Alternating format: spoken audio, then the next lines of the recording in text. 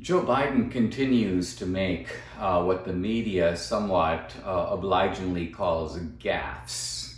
No, I haven't taken a test. Why the hell would I take a test? Come on, man. That's like saying before you got in this program, you take a test where you're taking cocaine or not. What do you think, huh? Are you a junkie? What do you say? But these aren't really gaffes. They are, you may say, Freudian slips. When a man's brain is sort of going, things sort of slip out. He doesn't have self-control. But that doesn't mean he's making a gaffe. He's actually revealing, giving us a window into what he really thinks. And I want to focus on some of Biden's gaffes about race. We start with the earliest one, going back to when he said of Obama, "Wow, that guy is really clean cut. Man, that guy can really speak." I mean, you got the first sort of mainstream African American who was articulate and bright and clean and a nice looking guy. And I think this is actually extremely revealing because it shows Biden's low expectations of black people. He's literally astounded that there is a black guy who takes a bath and can speak in complete sentences. And this is his case for Obama. Obama qualifies by this extremely low standard, what someone once called the bigotry, the soft bigotry of low expectations. And then we turn to Biden's two more recent statements. They go together.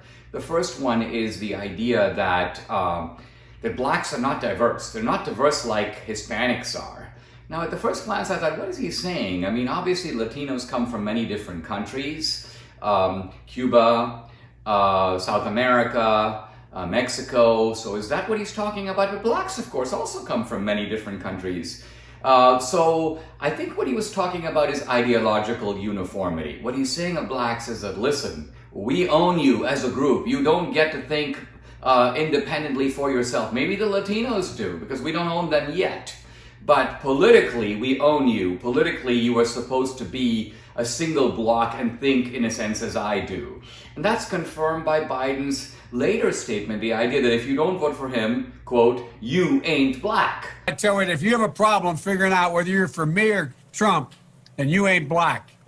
Now, again, what he's saying here is that black people owe the Democratic Party. The Democratic Party has clothed and housed and fed them for 75 years. He's going back to the New Deal. This was the time when blacks switched over from the Republican to the Democratic Party, not, by the way, because of civil rights or any of that, but because of the economic crumbs of the New Deal.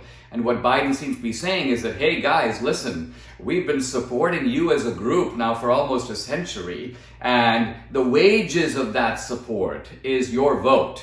We need your political dependency to put me over the finishing line in November, and I'm, in a sense, cashing that check right now in terms of the support that I'm counting on for you. So if you don't vote for me, you're not black in the sense that you have forgotten your political obligations. Now, I think behind this is a really horrifying, condescending, and quite frankly, racist ideology. Racist in the clinical sense that it thinks less of black people.